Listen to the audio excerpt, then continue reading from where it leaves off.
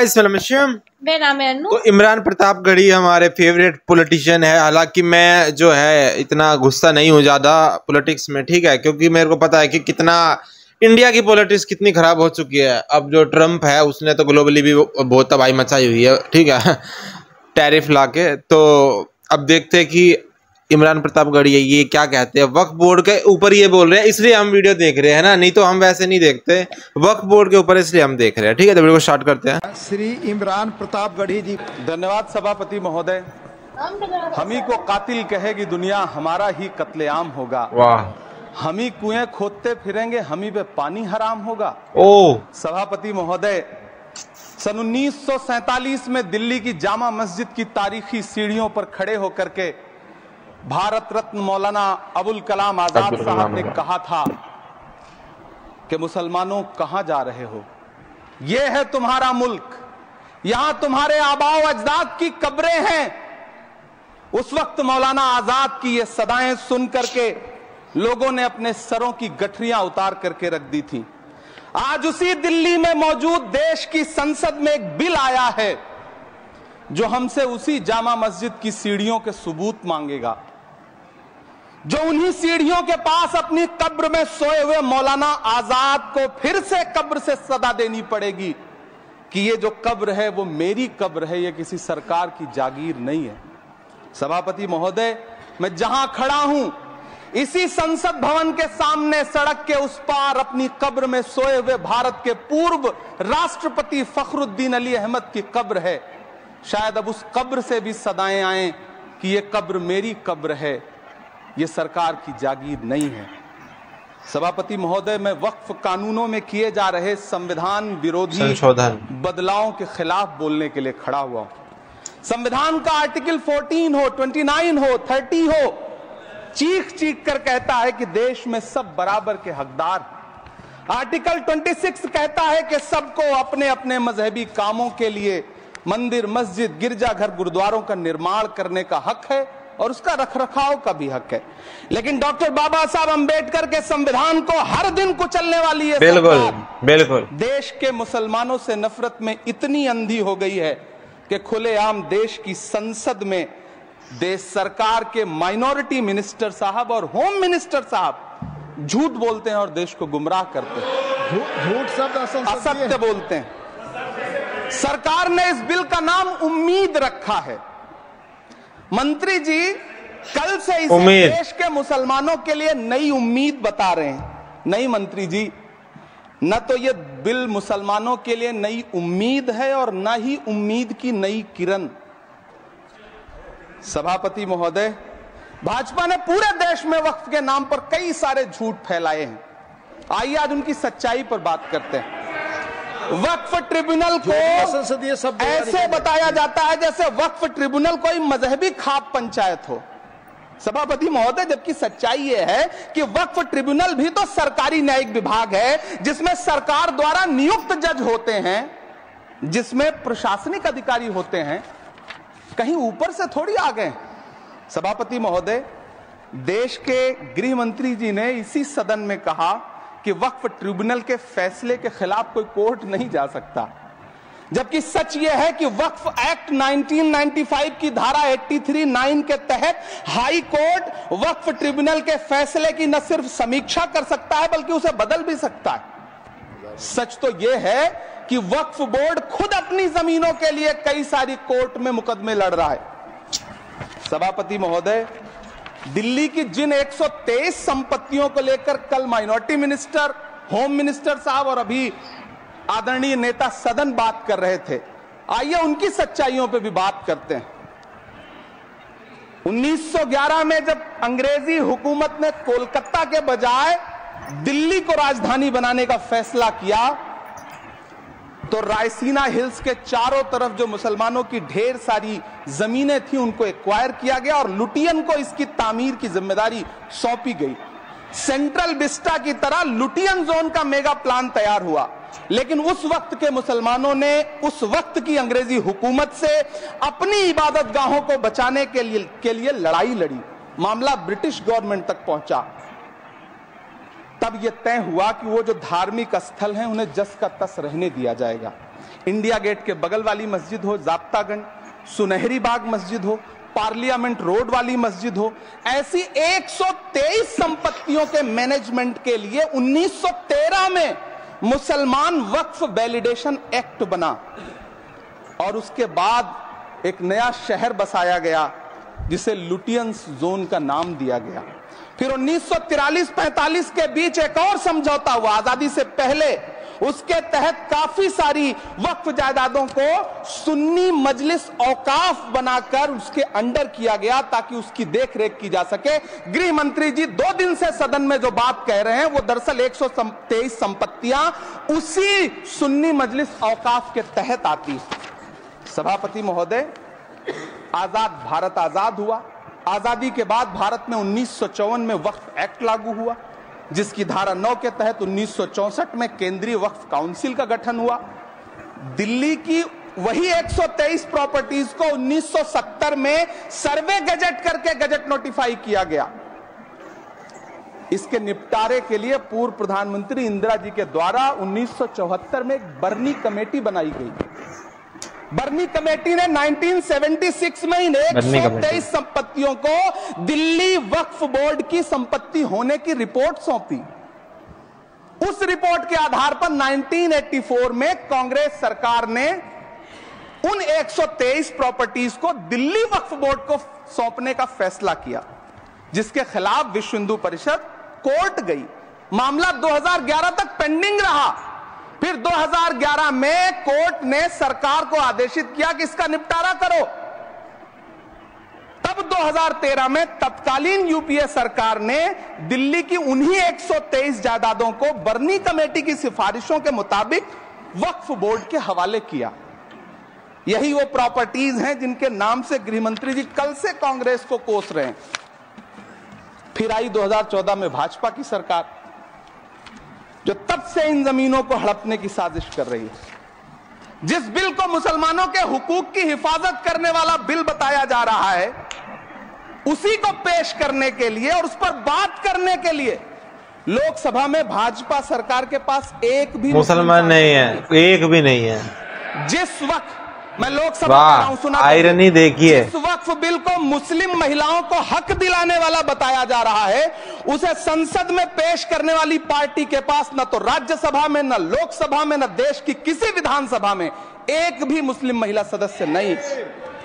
कल किरण रिजिजू जी कह रहे थे कि रेलवे की जमीनें देश की जमीनें हैं, डिफेंस की जमीनें देश की जमीनें हैं। हां मंत्री जी हैं, बिल्कुल हैं। ये जो वक्फ की जमीनें हैं, ये हमारे पुरखों ने धार्मिक कामों के लिए डोनेट किया है, तो हम भी तो इसी देश के नागरिक हैं, हम भी तो इसी देश के बेटे हैं, तो वक्फ की जमीनें भी तो इसी देश की जमीनें हैं। उनको पराया क्यों बोलते हैं आप? सभापति महोदय, अशफाकुल्लाह खान जब फैजाबाद की जेल में फांसी के फंदे पर झूल रहे थे, तो इसी देश की जमीन के लिए झूल रहे थे ना। बिल्कुल। सभापति महोदय, अंडमान की जेल में काला पानी की सजा काटकर अपनी जान देने वाले मौलाना फजल हक खैराबादी हो या शेर खान अफरीदी हो, वो भी तो इसी जमीन के लिए अपनी जान दे रहे थे ना। सभापति महोदय, पाकिस्तान के खिलाफ लड़ते हुए अपनी जान देने वाले महावीर चक्र विजेता ब्रिगेडियर उस्मान हो या पाकिस्तान के पैटर्न टैंक उड़ाने वाला परमवीर चक्र विजेता वीर अब्दुल हमीद हो, वो भी तो इसी जमीन के लिए अपनी जान दे रहा था ना। और मंत्री जी, मैं इस सदन में अलल ऐलान ये कहता हूं कि जब भी इस देश की जमीन को लहू की जरूरत होगी, आपसे 2 कदम आगे इमरान खड़ा मिलेगा, ये मैं आपसे यकीन दिलाते हुए कह रहा हूं। सभापति महोदय, मैं सरकार से कहना चाहता हूं, हमसे हमारी इबादत गाहें तो मत छीनिए ना, हमारे घरों पे बुलडोजर तो मत चलाइए ना, हमारी कब्रों में तो हमें सुकून से सोने दीजिए ना।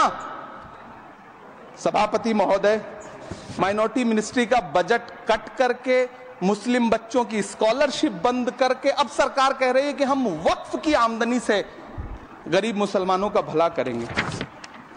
गुजरात की बेटी बिल्किस के बलात्कारियों की रिहाई के बाद उन्हें माला पहनाई गई। मेरे को कितना गुस्सा आया देख के, बताओ। नेता ये कह रहे हैं 10-11 लोग थे, माला पहनाई गई। महिलाओं को उनका हक दिलाएगा।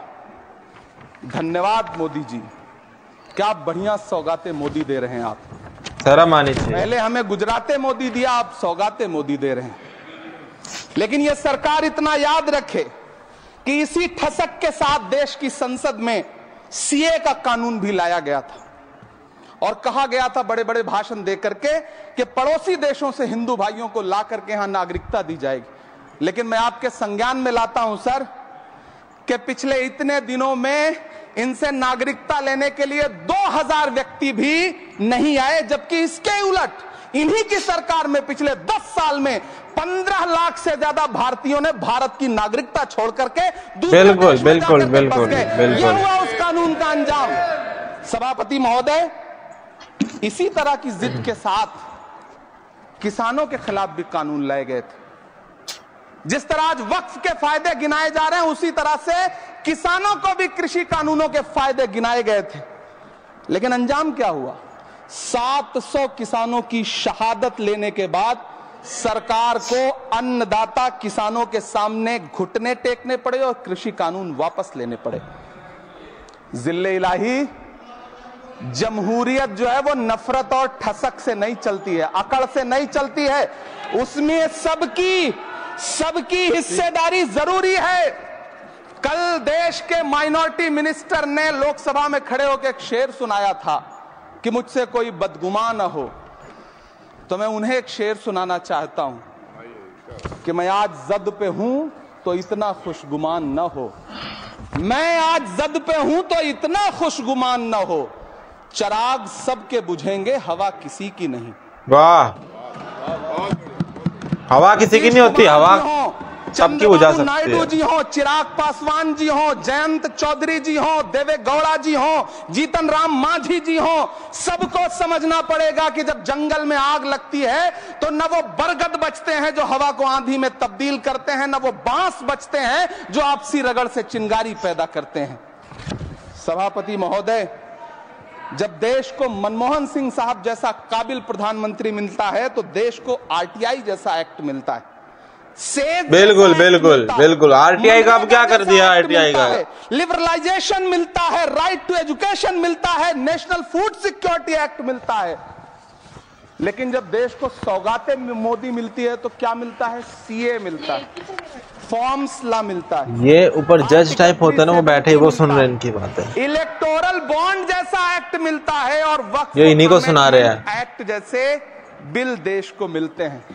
मुझे तो अपने हमवतन भाइयों से पूछना है कि आपको अपने बच्चों की तरक्की, खुशहाली और नौकरी की दरकार है या फिर मुसलमानों की दान की गई जमीनों को लूटकर धन्ना सेठों को देने की साजिश करने वाले कानून की? सभापति महोदय, यह सरकार रात के 3 बजे तक पूरे देश को जगा करके संसद में अपने ही नागरिकों को नीचा दिखाने के लिए वक्फ बिल ला रही थी, तो उधर रात को 1:30 बजे 3 बजे तक खुला हुआ था। सोचो, ये भाषण चल रहा था वक्त 3 बजे तक, रात के प्राथमिकताएं 6 बजे तक होता है टाइम, रात को 3 बजे आती है। बताओ सभापति महोदय, मैं बहुत भावुक हूं आज, और मुझे अच्छा लगा कि आदरणीय नेता सदन जगत प्रकाश नड्डा जी ने बहुत अच्छी बातें भी की, मन से बातें की। क्योंकि उनके नाम में प्रकाश जुड़ा है तो मैं उनमें हमेशा एक रोशनी की किरण देखता हूं। मैं उनके सामने बहुत अदब से ये बात कहना चाहता हूं कि चरागों के सफर में दबदबा हो आंधियों का तो फिर अंजाम जुल्मत के सिवा कुछ भी नहीं होगा। ये दुनिया नफरतों के आखिरी स्टेज पर है, इलाज इसका मोहब्बत के सिवा कुछ भी नहीं होगा। मैं भावुक हूं, मेरी पलकें गीली हैं। अगर देश की एक बहुत बड़ी आबादी को लगता है कि आप उसका भला करने के लिए नहीं बल्कि उनकी इबादतगाहों, उनकी कब्रिस्तानों, उनकी खानकाहों को बर्बाद करने का बिल ला रहे हैं, तो फिर आप अगर समझाने में नाकामयाब रहे हैं तो यह आपकी नाकामयाबी है। पहले समझाइए, उसके बाद कोई बिल लेकर के आइए, तब शायद हम आपका इतनी पुरजोर तरीके से विरोध ना करें। लेकिन सभापति महोदय, मैं अंत में सिर्फ इतना कहना चाहता हूं कि इस बिल में जो भी पॉइंट्स दिए गए हैं, बॉम्सी पोर्टल देख लीजिए, सरकार का झूठ आपको पकड़ में आ जाएगा। हम डरे नहीं हैं, हम सिर्फ सरकार से अपील कर रहे हैं कि हमें अपना समझिए। हम आपके अपने हैं, इस देश के नागरिक हैं, और आप ताकत में हैं। संख्या बल के आधार पर बिल हो सकता है आप पास करा ले, लेकिन आपको यह बात समझनी पड़ेगी कि हम तो वो तारीख हैं, जहनों में रहना है जिसे, कागजी पुर्जे नहीं जो फाड़ डाले जाएंगे। जिस जमीन पर मैं खड़ा हूं ये मेरी पहचान है। आप आंधी हैं तो क्या मुझको उड़ा ले जाएंगे? आपको यह बात समझनी पड़ेगी। आपको अगर इतना विपक्ष की तरफ से पहले जेपीसी में इतने सारे पॉइंट्स आए और उसके बाद कल से लोकसभा में और राज्यसभा में सुझाव आप सुनने को तैयार नहीं है, लोगों की शंका को दूर करने के बारे में आप बिल्कुल सोच नहीं रहे, बस आप कह रहे हैं यह बिल उम्मीद की नई किरण है। नहीं साहब, इसे भले किरण जी लेके आए हैं लेकिन ये उम्मीद की नहीं बल्कि नाउम्मीदी की किरण है। और इस देश की एक बहुत बड़ी आबादी इस बात से खदशे में है, शक में है कि आप सीधे उनकी जमीनों को लूट करके धन्ना सेठों को बेचना चाहते हैं। मेरी अब भी आपसे अपील है कि इस बिल को वापस लीजिए। यह बिल कहीं से आपके अपने नागरिकों के लिए अच्छा नहीं है। यह बिल सिर्फ इस देश के मुसलमानों को नीचा दिखाने का और अपने एक ऐसे मतदाता वर्ग को खुश करने का बिल है जिनको इस बिल के पास हो जाने से कुछ मिलेगा भी नहीं, लेकिन आप एक नैरेटिव देना चाहते हैं, एक मैसेज देना चाहते हैं। नैरेटिव की ही तो बात है। अपील है कि कृपया ये जो सबका साथ सबका विकास का नारा है, इस नारे को घंटी बज गई, चरित्रार्थ कर दीजिए। बहुत बहुत धन्यवाद। नैरेटिव जैसा उन्होंने बताया, नैरेटिव की तो बात है। जैसे कि रामदेव बाबा है, ठीक है, हैं वो क्या कर रहा है, वो कह रहा है कि वो मत पियो, शरबत मत पियो, रूह अफ़ज़ा मत पियो, इससे मस्जिद बनेगी, वो बनेगा, वो बनेगा, ये मेरी ये पी लो। हैं सब अपना अपना कुछ नया लेके ये नैरेटिव बना रहे हैं ना भाई, तुम ये करोगे। ये भारत में होकर है। उन्होंने बोला है कि जितना लोग आए नहीं, भारत की नागरिकता ली नहीं, उससे ज्यादा तो लोग छोड़ के जा चुके हैं भारत को, क्योंकि टैक्स इतना लिया जा रहा है, हर चीज पे इतना टैक्स है। स्कूलों पे टैक्स है, स्कूलों की किताबों पे टैक्स है। आप ये सोचो कि जिस देश में स्कूलों पे इतना टैक्स लिया जा रहा है, उस देश का क्या ही हो सकता है कि नहीं। स्कूल कम से कम स्कूलों को तो छोड़ देना चाहिए। चलो स्कूलों में कब चाहिए भीड़, जो इनके व्हाट्सएप को देखे और सच माने। जो व्हाट्सएप पे आते हैं ना, कुछ भी लिख के आ जाता है व्हाट्सएप पे, ऐसे सोचे कि भाई यही सच है, हैं? ऐसे लोग इनको तैयार करने हैं। इनको नीचे पढ़े लिखे इसलिए इतनी फीसें बढ़ा दी। दिल्ली में कितनी फीसें बढ़ा दी, ठीक है, वो गोबर पुत रहे, कहीं पे कुछ हो रहा है, कहीं पे कुछ हो रहा है। तो ऐसे नेता की जरूरत है। अगर कांग्रेस हो गई या कोई और विपक्ष स्ट्रोंग है, उनके पास नेता भी इतने, उनके पास इतने सारे पैसे है, 15,000 करोड़ की पार्टी है, इतने पैसे उनके पास कि वो किसी भी नेता को खरीद सकते हैं आराम से 80 करोड़ 70 करोड़ में, ठीक है। तो उनके पास सारे बढ़िया बढ़िया नेता जो अच्छी तरीके से बोलते हैं, जो अपनी बातों को बिल्कुल क्लियर बोलते हैं बिना रुके। यहाँ पे कांग्रेस की तरफ जब हम आते हैं तो बहुत कम नेता जो इतनी अच्छी तरीके से बोलते हैं। उसमें इमरान प्रतापगढ़ी साहब है, और केजरीवाल के उसमें भी हम देखें तो बहुत कम ऐसे नेता जो खुल के अपनी बात बोल सके। तभी तो बेचारे पीछे रह गए। तो ज्यादा ऐसे लोगों को जोड़ना चाहिए इनको कि जो जनता से कनेक्ट हो। जैसे इमरान प्रतापगढ़ी हम नहीं जानते थे, जब से हमने जानना शुरू करा हमारी और इज्जत बढ़ गई, क्योंकि इनकी बातें देखो, इनका लहजा देखो तो बहुत अच्छा है। और वक्त बिल के लिए आप देखो इन्होंने कितना वो बोला कि रात को 3-3 बजे 2:30 बजे तक खुली रही, और आरटीआई उस समय लेके आए थे, ठीक है, डॉक्टर मनमोहन सिंह, ठीक है। और आज क्या है, आज ये है कि हम किसी नेता से नहीं पूछ सकते कि उसकी डिग्री क्या है। ये एक सजा हो सकती है हमको, नहीं, ये बिल आया है कि हम किसी नेता से नहीं पूछ सकते कि उसकी डिग्री कहाँ पे है। ये हमको सजा हो जाएगी कोर्ट में। अरे डिग्री हम पूछ भी नहीं सकते, सोचो।